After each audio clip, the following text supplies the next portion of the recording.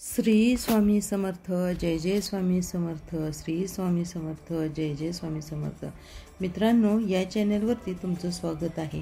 मी आज तुम्हाला स्वामी संदेश सांगणार आहे। हा व्हिडिओ तुम्ही 2 मिनिटे ऐका, त्यानंतर तुमचे आयुष्य बदलून जाईल। यानंतर तुमचे कोणीच वाईट करू शकणार नाही, तुम्ही कधीही एकटे पडू शकणार नाही। हा स्वामी संदेश ऐकला तर तुम्हाला कसा वाटला हा कमेंटमध्ये सांगा आणि बेल आयकॉनची घंटी दाबा, जेणेकरून जे आम्ही व्हिडिओ पाठवेन ते सर्वात आधी तुमच्यापर्यंत पोहोचतील। चला तर मग वेळ न वाया घालवता व्हिडिओला सुरुवात करूया।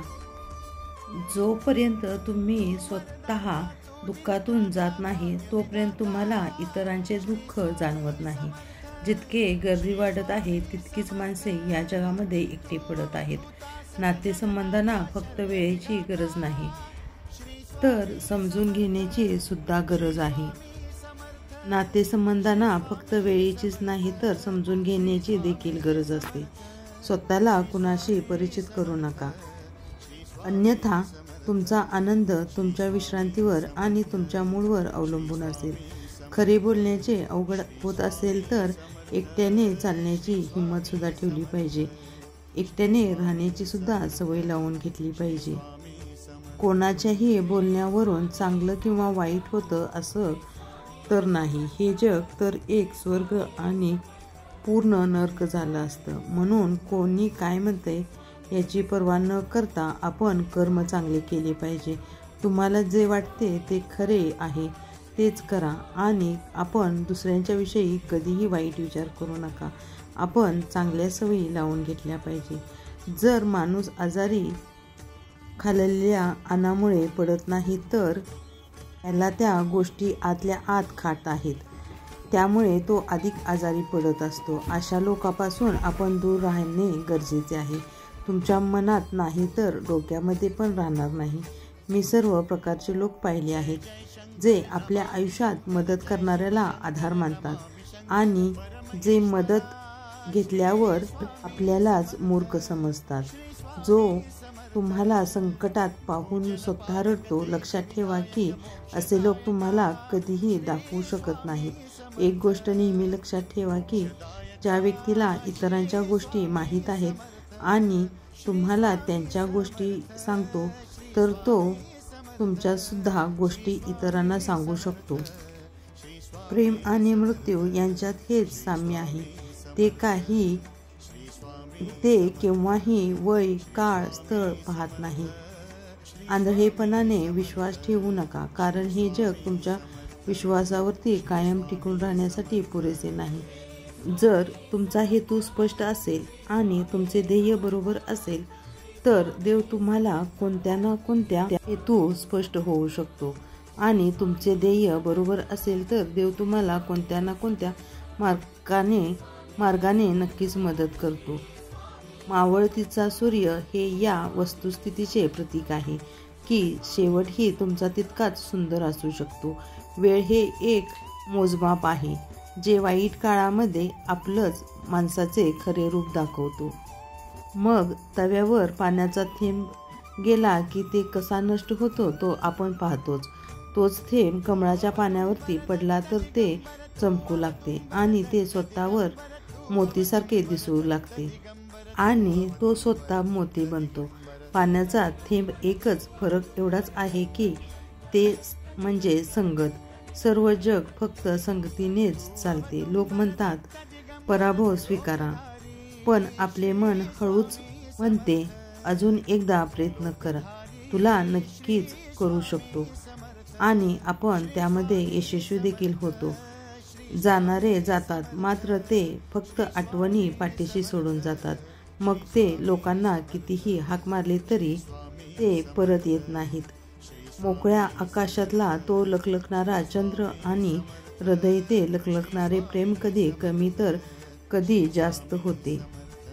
नेहमी चांगले बी पेरा म्हणजे पीक सुद्धा चांगले येईल। एखाद्याची फसवणूक करणे हे कर्ज आहे जे तुम्हाला एक दिवस दुसऱ्याच्या हातातून खाऊन फेडावे लागणार आहे। या जीवनाच्या प्रवासात कठोर नाही तर संगतीचे महत्त्व आहे कळणार, बरोबर आणि चुकीचा फरक सुद्धा देखील कळणार। नाती हळूहळू संपतात ते आपल्याला अचानक कळते. काही लोक चपलासारखे असतात, आधार देतात आणि मागून चिखलफेक करत राहतात. खूप कुमकुवत असतात ती नाती जी दुसऱ्याच्या बोलण्यातून येऊन तुटतात.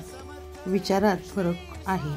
नाहीतर समस्या तुम्हाला कुमकुवत बनवण्यासाठी येत नाही तर ते बलवान बनवतात. क्रूरकर्माने लढा.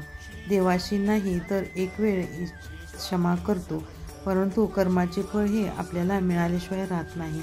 मग ते चांगले असो वा वाईट असो. कर्मामध्ये सर्वात जास्त शक्ती आहे.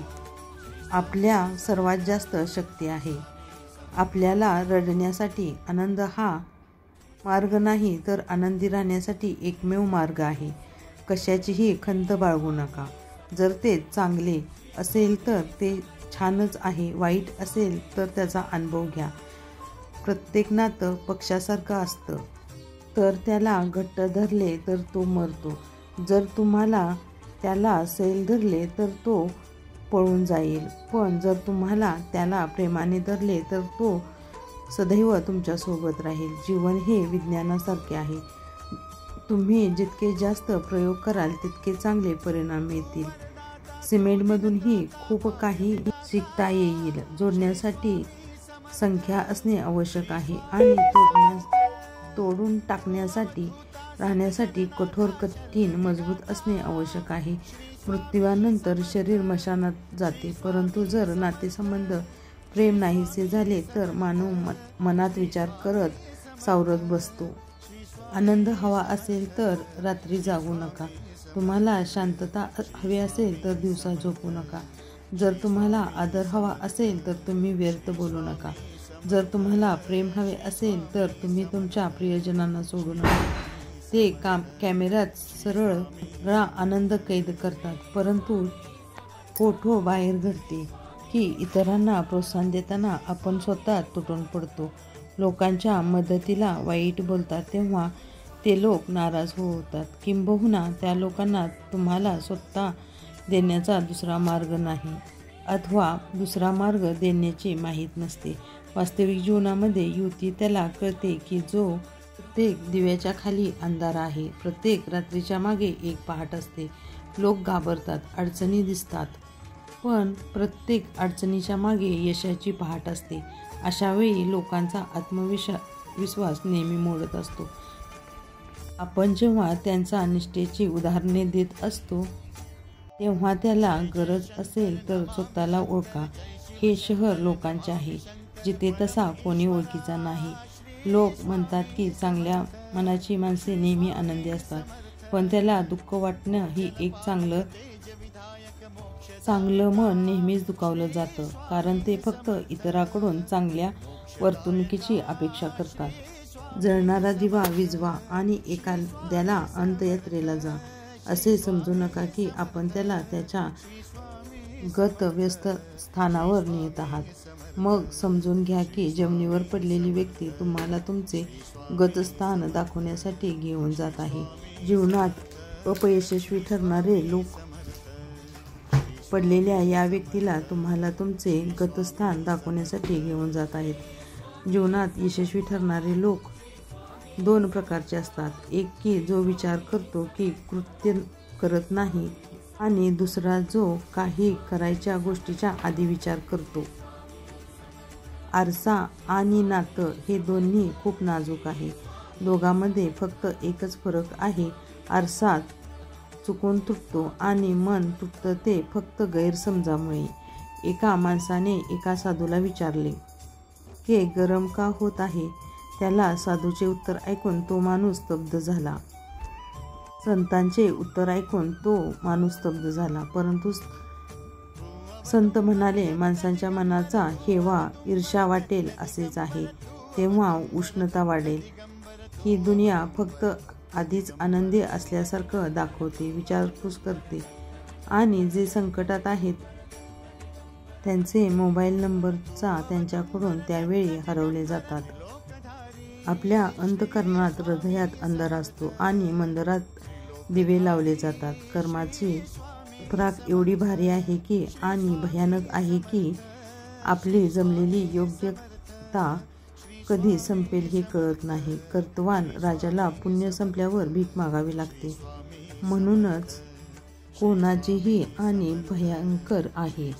ही आपल्याला जमलेली योग्यता संपली आहे हे कळालं नाही तर कर्तवान राजासुद्धा पुण्य संपल्यावरती भीक मागू शकतो. म्हणूनच कोणाचीही आपण फसवणूक करू नये, कोणाबद्दल अपशब्द बोलू नये, कोणाबद्दल वाईट विचार करू नयेत. सर्वांशी मिळून मिसळून राहावे, मोठ्यांचा आदर करावा आणि आपण कधीच कोणाचा आत्मा देखील दुखवायचा नाही. पशुपक्ष्यांना खाण्यासाठी चारा ठेवतात, ज्या कर्मामुळे आपले पुण्य वाढेल. हा होता स्वामी संदेश. मित्रांनो, हा स्वामी संदेश तुम्हाला कसा वाटला कमेंटमध्ये नक्कीच सांगा आणि कमेंटमध्ये श्री स्वामी समर्थ लिहायला अजिबात विसरू नका. आणि हा व्हिडिओ जास्तीत जास्त लोकांपर्यंत शेअर करा, जेणेकरून त्यांनाही हा स्वामी संदेश ऐकायला मिळेल. या चॅनलवरती तुम्ही नवीन असाल तर लाईक करा, शेअर करा, सबस्क्राईब करा आणि बेल आयकॉनची घंटी दाबायला विसरू नका. हा संपूर्ण व्हिडिओ ऐकल्याबद्दल मनापासून धन्यवाद.